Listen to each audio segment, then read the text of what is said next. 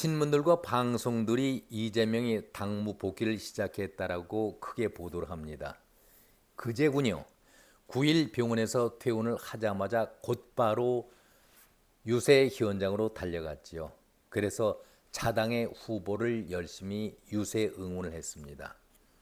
언론이 관심을 갖는 것은 지극히 당연합니다. 노타의 차림이다. 그리고 수척해진 모습에 지팡이까지 잡고 그런 모습으로 자당 후보자를 열심히 유세하더라. 당연한 그 모습 아니겠습니까? 그런데 여러분들 그제 유세 현장의 모습을 보셨습니까?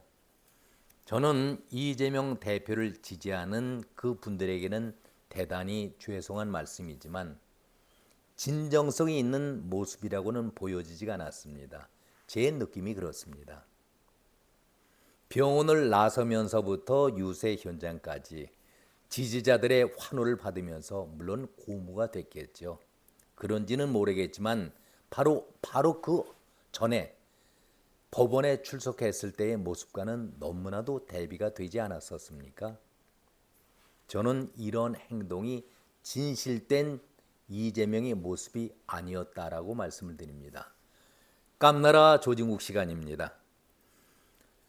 저는 이재명 대표가 이러한 행동을 할 때마다 천재적인 사전 계획에 따르는 치밀한 행동을 보이고 있다. 이렇게 말씀을 드립니다. 왜 이런 말씀을 드리냐 하면은 9월 18일 거슬러 올라가 보죠. 영장 청구 발급을 하던 그 날이었습니다. 누구나가 이 날은 언론도 그렇고 민주당 의원들조차도 다 알고 있는 사실입니다. 영장 발부 시간까지 다 알고 있었기 때문에 그것을 피하기 위해서 미리 병원으로 이재명은 떠났던 것입니다. 어느 병원으로 갔습니까? 1차 여의도 성모병원으로 갔습니다. 저는 이 여의도 성모병원으로 가는 그 순간 천재 이재명이 커다란 실책, 패착을 했구나. 여기에서 모든 것이 끝난다라고 그렇게 말씀을 드렸습니다. 왜 성모병원으로 갑니까? 녹색병원 나중 얘기를 들었지만은 이미 예약을 해놓고 있었다고 하는 그 녹색병원을 두고 여의 성모병원으로 왜 가야 했습니까? 천재성의 이재명은 그 순간 모든 것이 다 들통이 나는 그런 순간이었습니다. 모든 것이 끝나는 순간이었었죠. 바로 여의도 성모병원에 2시간을 머물다가 녹색병원, 예약된 녹색병원으로 옮겨갔습니다.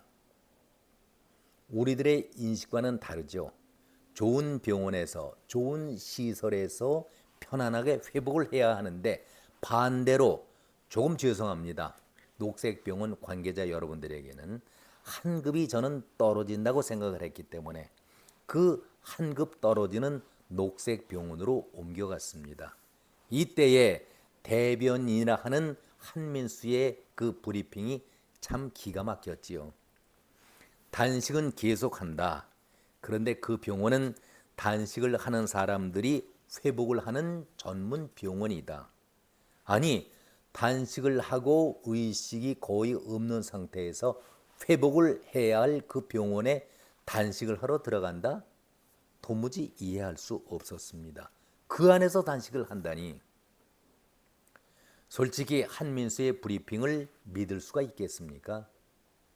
또 한 가지 여의 성모병원 측의 태도입니다. 정말 2시간 정도 머물러 있었다. 그렇다면은 기본 검사는 다 마친 그런 시간입니다. 만약에 이재명이 어떤 사람입니까? 야당 대표이자 국가 서열로 보면은 8, 9위 정도 되는 고위급의 직분자입니다. 그런데 정말 위태롭다. 옮기면은 큰일 나겠다. 이런 생각을 했다라면은 성모병원 측에서 허용을 했겠습니까? 아무런 반응이 없습니다. 이제 환자의 받아야 되는 녹색병원, 뭐 환자라는 표현, 저는 환자라는 표현을 쓰고 싶습니다. 20여일 넘게 단식을 했으니까 환자는 분명히 환자지요. 그런데 성모병원에서 녹색병원으로 환자가 이송이 됐는데 여의 성모병원에서는 아무 이런 반구의 반응도 없었지 않습니까? 그렇다면은 저쪽 병원에서 아무 멘트가 없는데 녹색병원에서 건강 이상 유무를 말할 수 있겠습니까?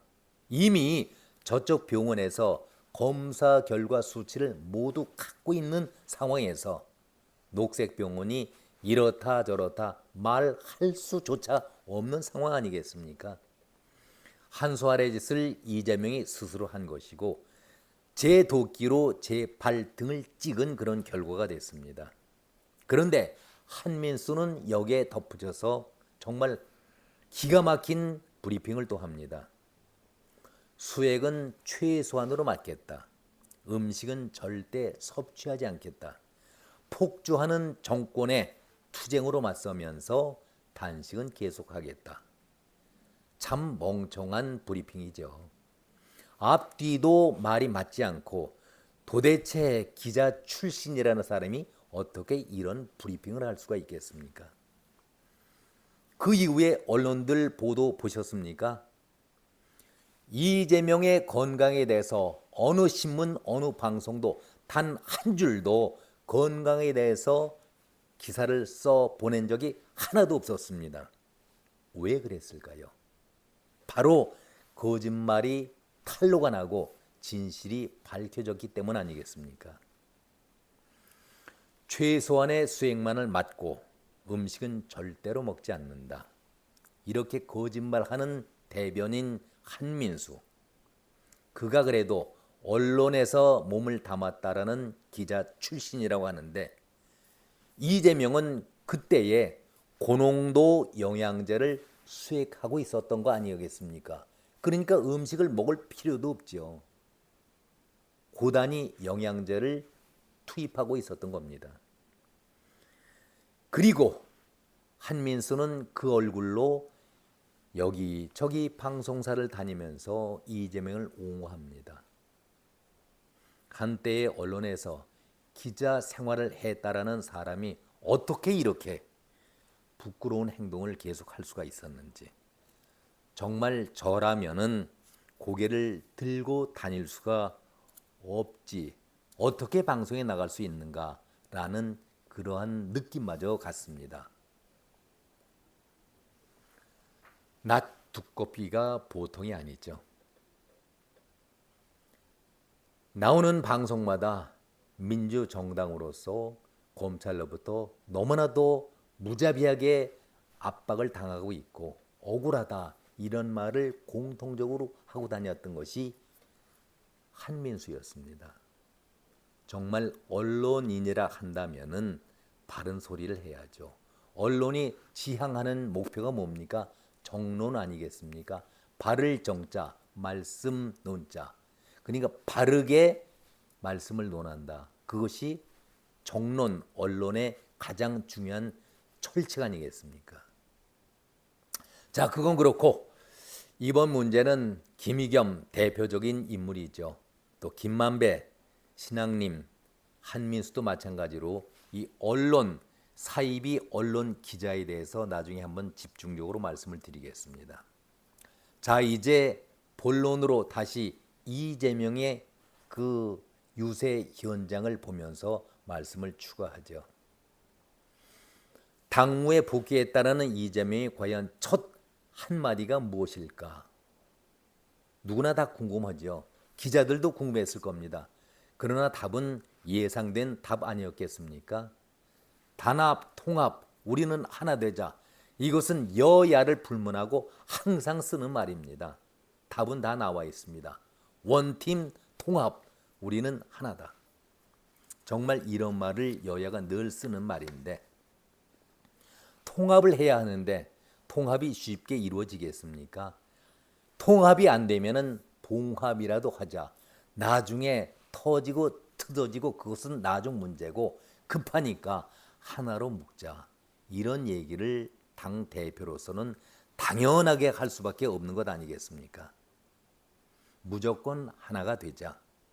지금은 통합하려고 한다면은 봉합도 필요하니까 봉합이 더 급하다. 그런 말 아니겠습니까? 이재명의 투혼으로 유세까지 끝냈고 이제 오늘 아침부터 투표가 진행되는데 오후면은 결판이 나겠지요. 어떤 영향을 주게 될지도 우리가 지켜보면 되겠습니다. 이재명은 그날 9일날 퇴원하자마자 유세 현장에서 8분 정도 연설을 했다고 합니다. 원팀을 강조하면서 우리 앞에 거대한 장벽이 놓여 있고 그 장벽의 두께와 높이가 점점 커지고 있다. 우리가 좌절하지 않고 우리 안에 작은 차이를 넘어서서 함께 손잡고 반드시 넘어가야 하겠다. 이렇게 말을 합니다. 당연한 얘기죠. 비명계도 끌어안아야 할 정말 급한 그런 상황 아니겠습니까? 우리 안에 작은 차이를 넘어서서 부족하고 억울한 게 있다 하더라도 잠시 제쳐두고 저 거대한 장벽을 우리 함께 손잡고 넘어가자. 이런 말을 했습니다.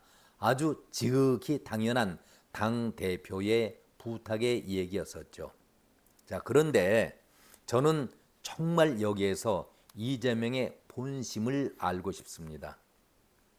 문제는 원내 지도부가 친명계로 바뀌지 않았습니까? 홍익표로. 친명계 당대표도 친명, 이재명. 원내대표도 홍익표. 완전히 친명체제라면은 그야말로 당 장악력을 높이기 위해서 비명계에게 더욱더 힘을 가하지 않을까 그런 생각은 안 드십니까? 또한 검찰이 일단 영장 기각이라는 한 방을 얻어맞긴 했지만은 글쎄요, 추가 영장 제출한다고 볼 수가 없을까요? 만약에 영장 재청구를 시도한다면은 비명계를 의식해서라도 끌어안아야죠. 이것이 당 대표로서의 고민 중에 하나가 됩니다. 반드시 통합이든 봉합이든 일단 하나가 되어야 영장 재청구가 일어나더라도 대응할 수 있는 것 아니겠습니까? 또 한 가지는 대여 투쟁에 대해서도 생각 안 할 수가 없습니다. 이재명은 대통령에게, 윤 대통령에게 8번씩이나 민생을 위한 영수회담을 제의했는데 마치 갑돌이가 갑순이에게 구애를 했지만은 짝사랑이었지 전혀 반응이 없었습니다. 여당 쪽에서 반응이 없었습니다. 이것도 큰 문제가 되지 않겠습니까? 그리고 가장 자신을 힘들게 하고 있는 것이 사법 리스크 아니겠습니까? 공직선거법 위반, 그리고 대장동과 위례 신도시 특혜 의혹 사건, 여기에 대해서 주 2, 3회 정도의 재판을 받고 있습니다. 그런데 나머지 사건들이 수사 중에 있는데 이것이 어떻게 럭비공 튀듯이 재판이 몇 개로 늘어날지는 아무도 장담할 수가 없습니다. 그렇다면은 이 사법 리스크에 대해서도 이재명은 극복해야 할 커다란 짐을 안고 있습니다. 자, 이런 상황에서 이재명이 일단 병원에서의 단식을 끝내고 현장으로 복귀를 했습니다. 당무에 복귀했는데 이 어려운 일을 어떻게 극복해 나갈 것인가. 특별히 오늘은 자기가 그 힘들고 몸이 불편한 데에도 유세 현장에 참여를 했었는데 저녁에 이제 결과가 나오겠지만은 참 힘든 그런 여정을 밟고 있습니다. 저는 이러한 상황을 볼 때에 가장 중요한 것이 진심이라고 말씀드리고 싶습니다. 이제 거짓은 안 통합니다. 단식 과정에서 영양제까지 몰래 맞아가면서 단식이라고 우겼던 이재명, 그리고 한민수 대변인, 이런 거짓말은 이제는 끝을 내야 합니다. 끝을 내야 합니다. 정말 이것이 무슨 의미가 있고 단식 20일이다, 21일이다, 30일이 된들 무슨 의미가 있겠습니까? 오늘 많은 사람들이 관심을 갖고 투표를 합니다. 저녁에는 그 결과가 나오겠죠. 이기던 지던 간에 오늘 이 투표가 민주주의를 이루는 작은 초석이 되는 출발이 되기를 진심으로 기대해 보겠습니다. 여기까지입니다. 여러분 고맙습니다.